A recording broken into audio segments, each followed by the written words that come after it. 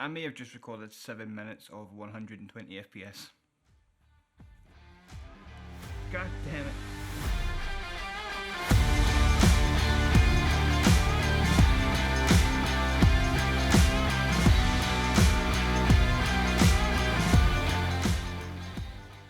What's up guys, Peter Does Photography here. Just a wee quick one. I'm going to do what's in my camera bag. However, just to start off, I'm using the R6 right now, and I've never used 120 FPS before, and I've never had to switch like between the modes. So I was shooting all the B-roll stuff that you're going to see throughout the video, etc.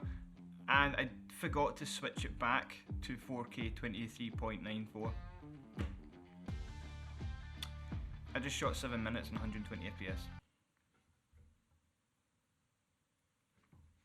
However, we are here, we're now in 4K. Again, I'll start the video where I should have started it with the K&F Concept Camera Bag. Now, for me, I'm really picky with my camera bags. It needs to be comfortable, it also needs to pack a lot of stuff in it, and it needs to be hard wearing. So when I seen this camera bag for £50 on Amazon, I couldn't help but think to myself, is this going to just snap halfway up a mountain? Well, it hasn't, because I've been up several mountains with this bag. It's been tossed around, it's been in the back of the car, it's been laying on the ground, kind of knocked over. It's been absolutely perfect, I can't fault it.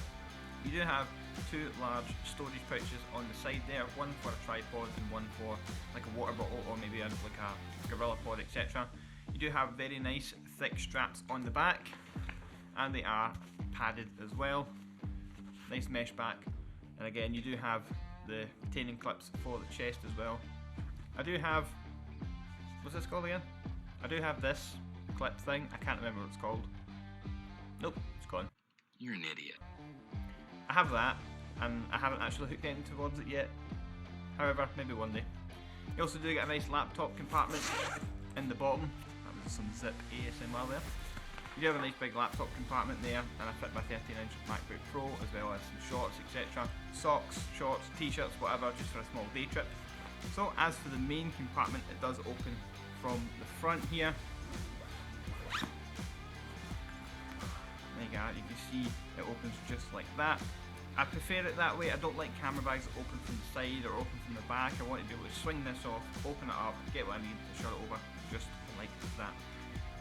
So what's inside? We do have the Canon 750D right here. This is what I filmed most of my videos on, well, all of my videos on the channel. I'm shooting on the R6 right now with my 17-35 2.8, so obviously that won't be in this video. However, I can maybe splice some things in and out of the video of those cameras. It's great. The 750D does exactly what I need it to. It has the flippy LCD screen there. It is a crop sensor camera, so you are limited in what you can do with it in terms of low light. However, it's a great backup. It's a great camera for a second angle as well. Next up, we have the 24-105 f4. Now, the lenses I'm showing you today are old lenses. However, adapted on the R6 with its incredibly fast autofocus, you would never know that these are probably 15-year-old lenses at this point. Damn! And when it comes to having a wide angle to mild telephoto, I really enjoy this. I was thinking about getting the 24-70 f2.8, however I just find having that little bit of extra reach on that to the 105 just proves more important for what I do, especially for a landscape photographer. Sometimes just having that wee bit extra that you can cut out will just help the things come into the frame. Next up we have this absolute beast of a lens. This is the Mark 1 7200. Absolute tank, you can take it light with this thing. This stays in my bag regardless if I'm going anywhere. It does weigh an absolute ton. However, I've shot some of my best landscape stuff, my best street photography with this lens. And again, this is a probably 15-year-old lens as well. Last up in the lens department, we have the 50mm 1.8. Now I've done a video on this a few weeks ago. This lens doesn't leave my bag. It may be the cheapest lens in the bag, but it is certainly not the most underperforming. That's what she said! It's just, for the price of this, you cannot complain. It's that small that it can just stay in the camera bag. Even if I don't use it, it just pops in there, disappears, and you never know it was there unless you're going to look for it. Next up in the filter department, we do use two different brands of filters. I normally have two Earth ones, but Andrew, if you're watching this, please find my little filter. I really do need that. However, we do have PolarPro as well. So first off, we have the URTH filters, come in this little tin. Again, this is my 10-stop variable ND filter from URTH. Fantastic piece of kit, absolutely great. And you also plant trees as well once you buy a product from URTH, so you're also helping the environment when it comes to that. Then also we use PolarPro, so you may have heard about these guys more than URTH. I do have the ND64 just right here, and I do also use their circular polarizer as well for a lot of shots, especially automotive stuff and landscape things. Also, can't go wrong with some spare batteries, especially for the R6. Shooting 4K C-Log is going to start eating batteries a little bit. The 750D is actually okay on battery life. You can get away with one battery all day just because it doesn't shoot that high of frame rate or that higher quality. It is a 1080 video, but it's not the best 1080 video, so they live right in there. I do carry these wrist straps. I don't like big kind of Canon or any straps really. I prefer having a wrist strap. You pop this on your wrist, that's you. The camera is only just around here, and it means I can still do things, move my hands, have the camera in hand, and nothing gets caught. Also to keep my wallet and keys etc in the bag depending on where I'm going. So moving on to the side of the bag here, this is where I keep a lot of cables etc. So in the top one we do have some spare lens caps etc.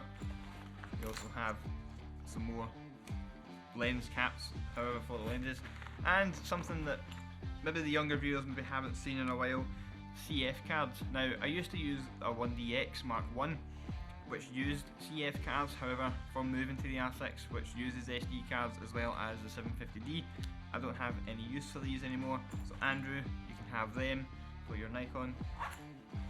Next up we have the one below that, ear protection. So when doing live gigs etc, these are a must. You're standing next to these giant loudspeakers, and I'm thinking you're standing next to these giant loudspeakers, and by the time the end of the night comes you can't hear a thing, so having these ear protection earbuds, absolute necessity. Also in here we have another lens cap, and we also have some rags and tools etc. So using the Arca Swiss plates just helps tighten them up. The K&F tripod that I'm using just now sometimes tends to come loose on the top of the ball head, so you just have to screw that back in there. And last but not least we have the very bottom section. This is where I keep most of my cables, chargers, phone stuff etc, SD transfer cards, all that jazz. You can never be without a phone charger because sometimes you have to be contacted. We also have a lovely torch. This, again, great in dark situations, especially landscape photography. You could also do some light painting with this as well if you wanted to. However, I've been able to see where you're going and not falling on the edge of a cliff. Kind of adds to that. Also have another torch. This one's a side-facing one as well. Again, can't hurt to have two. And last but not least in here, we also have a USB to Lightning adapter. We have this little USB to micro USB. With Apple, adapters is just a way of life, you have to deal with it. At least here you can see what some aftermath of the videos look like, and you can also see how the bag is normally laid out. We have all the compartments where they would normally be. 7200 normally lives in there, 750D, 50mm there, all my filters and batteries and my two other lenses would go just there. R6 normally just lives in that little slot as well. You also have packs at the side there.